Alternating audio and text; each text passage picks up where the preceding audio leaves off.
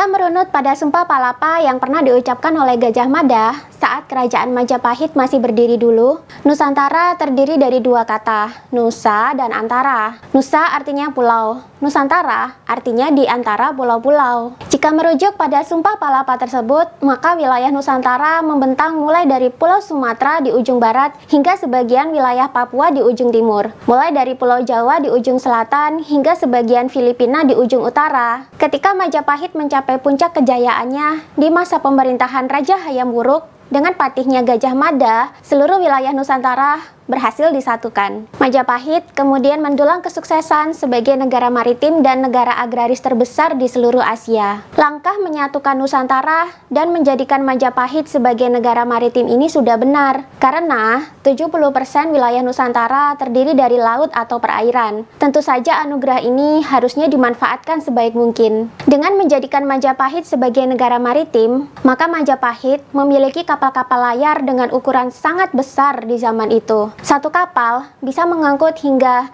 600 penumpang, panjangnya mencapai 70 meter. Kapal ini selain berfungsi untuk mengangkut hasil bumi dan perdagangan, juga berfungsi untuk mengontrol kondisi politik dan ekonomi di setiap pulau, plus memantau keamanan seluruh wilayah Nusantara dari serangan bangsa asing. Tak dipungkiri, ketika Nusantara bersatu, banyak bangsa-bangsa asing yang berkeinginan untuk menjebol pertahanan Majapahit dan menguasai pulau-pulau di Nusantara, terutama daerah-daerah yang menjadi pusat pelabuhan internasional seperti Selat Malaka, Banten, Tuban, Maluku, Makassar, dan Tumasik atau Singapura. Dengan bersatunya Nusantara, tentu akan sulit bagi bangsa asing untuk mengeruk keuntungan dari sana. Mau tidak mau, kapal-kapal pedagang asing besar harus membayar upeti ketika mereka bersandar ke perairan Nusantara. Ini tentunya hanya akan menguntungkan Majapahit saja. Dengan dijadikannya Majapahit sebagai negara maritim terbesar di Asia, maka sektor pertanian di Majapahit pun ikutan maju. Majapahit bertransformasi menjadi negara maritim dan negara agraris yang maju. Majunya bidang maritim membuat hasil bumi Nusantara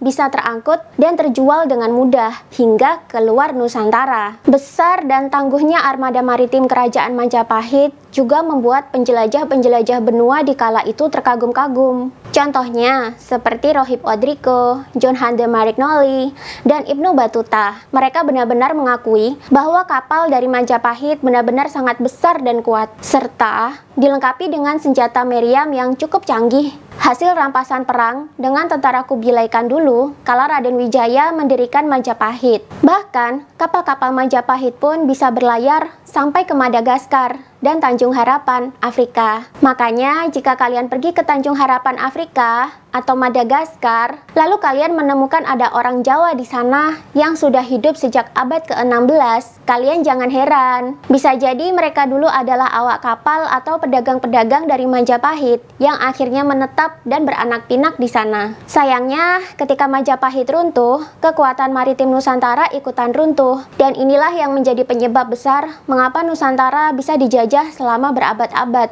oleh bangsa Eropa. Bahkan sampai sekarang, setelah Prabu Hayam Wuruk dan Patih Gajah Mada meninggal, Majapahit perlahan-lahan mengalami kemunduran. Tidak adanya generasi penerus yang memiliki kecakapan selevel dengan Patih Gajah Mada dan Prabu Hayam Wuruk, plus maraknya perang saudara untuk memperebutkan tahta kerajaan, membuat Majapahit kehilangan taringnya sebagai negara maritim terbesar di Asia. Satu persatu, kerajaan-kerajaan di Nusantara yang dulu ditaklukkan oleh Gajah Mada melepaskan diri dari kesatuan Majapahit. Mereka berdiri menjadi negara bebas sendiri-sendiri. Bahkan, ada yang terang-terangan menjalin hubungan kerjasama dengan Tiongkok tanpa izin sebelumnya pada kerajaan Majapahit. Keroposnya Majapahit dari dalam dan lepasnya kerajaan-kerajaan di Nusantara membuat para penjelajah asing bisa bebas menduduki dan menjelajahi kerajaan-kerajaan di Nusantara. Ini dimulai ketika Perang Salib terjadi, di mana pada tahun 1453 Konstantinopel yang menjadi ibu kota Romawi akhirnya jatuh ke tangan Kesultanan Turki Utsmani. Akibatnya,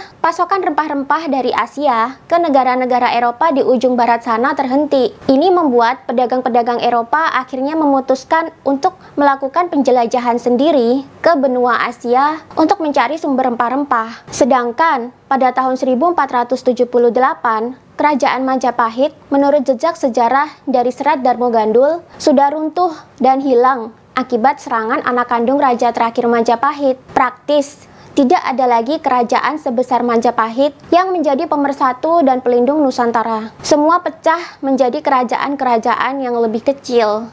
Akhirnya, saat penjelajah asing memasuki Nusantara, Nusantara tidak memiliki pertahanan lagi. Tak ada lagi kekuatan maritim besar yang melindungi mereka. Ini betul-betul terjadi saat penjelajah Eropa pertama masuk ke Nusantara, yakni orang Portugis yang bernama Alfonso de Albuquerque. Ia berhasil masuk ke perairan Nusantara di tahun 1510 dan menemukan bahwa Nusantara adalah penghasil rempah-rempah yang besar. Melihat Nusantara terdiri dari kepulauan dan setiap pulau memiliki kerajaan sendiri-sendiri, dengan mudah Alfonso menjebol pertahanan kerajaan. Pelabuhan Makassar berhasil diduduki. Bahkan kapal-kapal dari Jawa di sana dia hancurkan. Tahun 1596, Cornelis de Houtman tiba di pelabuhan Banten dan menguasai jalur perdagangan di sana. 3 tahun kemudian, Jacob van Eyck memasuki perairan Maluku dan berhasil memborong rempah-rempah dari sana. Cornelis mendulang keuntungan berlimpah berkali-kali lipat dari hasil ekspedisinya ini. Jacob van Eyck dan Cornelis de Houtman adalah penjelajah yang berasal dari Belanda. Tapi, sebelum Belanda memasuki perairan Nusantara, juga ada penjelajah dari Spanyol yang ikut memasuki Nusantara untuk mencari rempah-rempah. Waktunya tak berjauhan dengan penjelajah Portugis, dan mereka langsung menyasar ke kerajaan Ternate dan kerajaan Tidore. Ketika itu, kerajaan Ternate dan kerajaan Tidore tidak lagi menjadi satu kesatuan dalam Nusantara. Kesempatan ini digunakan oleh para penjelajah asing untuk ikut mengadu domba antar raja pribumi, sehingga mereka saling berkonflik.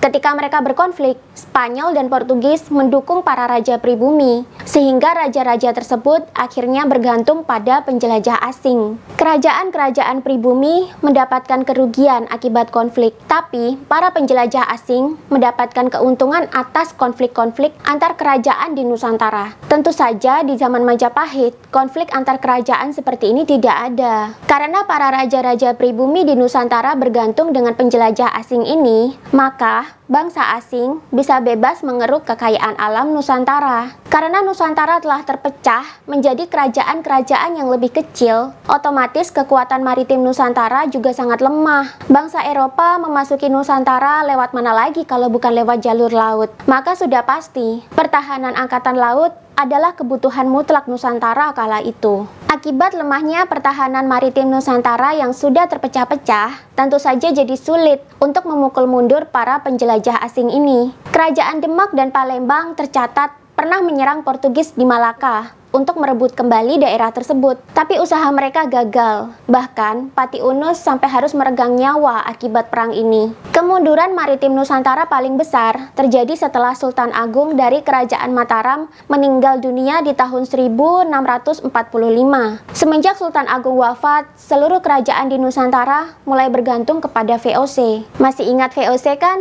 Ini adalah perusahaan dagang terbuka yang dimiliki oleh pebisnis-pebisnis Belanda, anak perusahaan dari East India Company. Masih ingat siapa pendana East India Company? Melalui pasar modal, Rothschild mendanai perusahaan ini untuk menjajah dan mengeksploitasi sumber daya alam di India dan kawasan-kawasan lain di Asia Timur. Jika East India Company menjajah wilayah India, Malaysia, Myanmar, Brunei Darussalam, dan Singapura, maka VOC menjajah dan mengeksploitasi Nusantara. Strategi VOC menguasai Nusantara adalah dengan menguasai area lautannya. Jalur-jalur pelayaran dikuasai. Pelabuhan-pelabuhan, terutama yang menjadi lintasan internasional, mereka duduki dan mereka kuasai. Kapal-kapal pribumi mereka usir dan mereka hancurkan. Penduduk pribumi yang berada di pesisir dipaksa mundur, sehingga banyak yang mengungsi ke daerah pedalaman atau ke tengah-tengah pulau. Karena kekuatan maritim Nusantara sudah hilang taringnya, maka ketika VOC menguasai pesisir dan jalur pelayaran,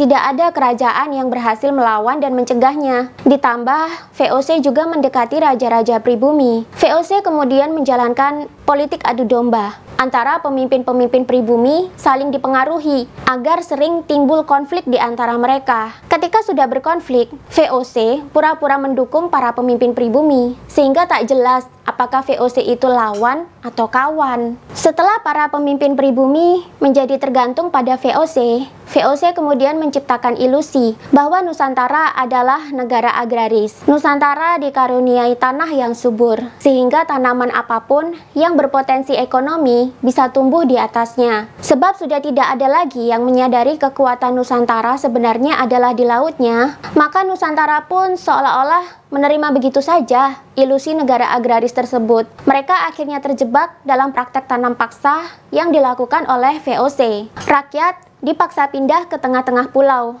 lalu dipaksa bertanam semua komoditas tanaman yang menguntungkan VOC. Hasilnya diserahkan kepada VOC, dan VOC bebas menggunakan jalur pelayaran Nusantara untuk mengangkut dan memasarkan hasil bumi Nusantara. Nusantara seolah-olah tertidur dalam ilusi. Nusantara sibuk menghasilkan rempah-rempah, tapi bangsa asing yang menikmati hasilnya. Ketika Indonesia merdeka dan dipimpin oleh Presiden Soekarno, kekuatan maritim Indonesia kembali diperkuat. Dalam sebuah artikel di media massa Tempo yang terbit tanggal 12 Desember tahun 2014, disebutkan oleh Kepala Dinas Penerangan TNI Angkatan Laut Laksamana Pertama Manahan Simorangkir bahwa Angkatan Laut Indonesia sempat diperhitungkan dunia pada tahun 1960 sampai 1970-an. Bahkan tentara Angkatan Laut Indonesia jadi yang terkuat di Asia. Dengan menguatnya kekuatan maritim, tentunya menguntungkan Indonesia banget. Indonesia jadi lebih leluasa mengontrol setiap jengkal wilayah perairan Indonesia, mulai dari yang paling pusat hingga yang paling luar. Jika kekuatan maritim tangguh, negara jadi punya taring untuk mengambil keuntungan sebanyak-banyaknya dari sektor kelautan, baik dengan cara menarik upeti dari setiap kapal dagang yang bersandar, atau memanfaatkan hasil lautnya yang berupa ikan, minyak, dan masih banyak lagi. Tapi, di era Orde Baru, ilusi sebagai negara agraris kembali dihembuskan. Indonesia dibuat terlena sebagai negara penghasil produk-produk pertanian dengan dicanangkannya swasembada beras di tahun 1980-an. Tapi, ini pun tidak berlangsung lama. Hanya berlangsung beberapa tahun saja. Dalam buku Sejarah Kelam Majapahit juga disebutkan, Indonesia sukses dengan program swasembada beras di tahun 1984. Atas pencapaian ini, setahun kemudian Soeharto mendapatkan penghargaan dari FAO atau Badan Pangan Dunia milik PBB. Tapi, kesuksesan ini tidak berlangsung lama. 5 tahun kemudian, Indonesia kembali jadi negara pengimpor beras. Menurut Peri Mardiono, sang penulis buku Sejarah Kelam Majapahit, menjadikan Indonesia sebagai negara agraris tentu tidak rasional, sebab 70% wilayah Indonesia adalah laut, bukan daratan. Maka justru bunuh diri jika seluruh potensi bangsa ini diproyeksikan pada dunia pertanian, bukannya pada dunia kelautan. Kesalahan di zaman penjajahan kembali terulang, walaupun dalam konteks Indonesia sudah merdeka. Padahal, lahan pertanian di Indonesia semakin lama semakin menyempit. Produk pangan pun tidak mencapai target, dan Indonesia dari tahun ke tahun tetap menjadi negara pengimpor beras. Lahan daratan yang seharusnya bisa dibuka untuk pertanian telah semakin berkurang untuk kebutuhan lahan industri dan perumahan.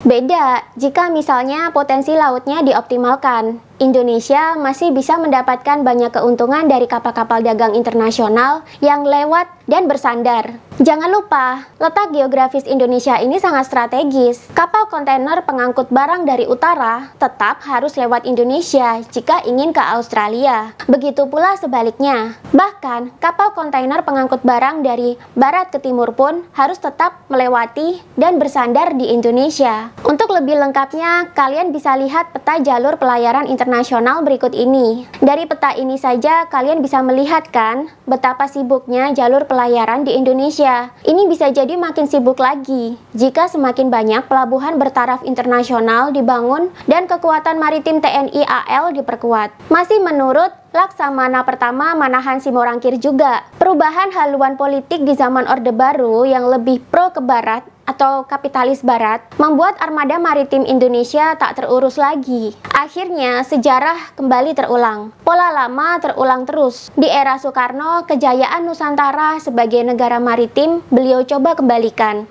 Tapi di era Orde Baru justru ditinggalkan dan berganti jadi negara agraris. Lah kok malah mengulang kesalahan company? Lalu bagaimana dengan saat ini? Sepertinya sekarang Nusantara sudah belajar dari masa lalu. Mungkin Nusantara sudah belajar dari kesuksesan Majapahit menjadi poros negara maritim Asia. Saat ini, pemerintah sedang dalam progres membangun 7 pelabuhan yang difungsikan sebagai penghubung kapal-kapal dagang internasional. 7 pelabuhan internasional tersebut adalah Pelabuhan Belawan atau Kuala Tanjung di Sumatera, Pelabuhan Tanjung Priok di Jakarta, Pelabuhan Kijing di Kalimantan Barat, Pelabuhan Tanjung Perak di Jawa Timur, Pelabuhan Makassar di Sulawesi Selatan, Pelabuhan Bitung di Sulawesi Utara, dan Pelabuhan Sorong di Papua Barat. Jika kalian lihat kembali di peta jalur pelayaran internasional, ini adalah titik-titik paling strategis sebagai tempat bersandarnya kapal-kapal dagang internasional dari ujung barat ke ujung timur, dari timur ke barat, utara ke selatan, dan selatan ke utara. Lagi pula, sejak beberapa tahun terakhir, aksi penenggelaman kapal-kapal liar yang masuk ke perairan Indonesia juga dilakukan. Harapannya, dengan aksi ini, Indonesia bisa menjadi negara yang kembali tegas dan disegani oleh negara-negara lain, sehingga bangsa asing tidak bisa seenaknya mengambil hasil laut di sini. Dan tentunya ini harus diimbangi dengan penguatan TNI AL juga dong. Apakah di masa sekarang TNI AL sudah lebih kuat lagi? Ada yang tahu?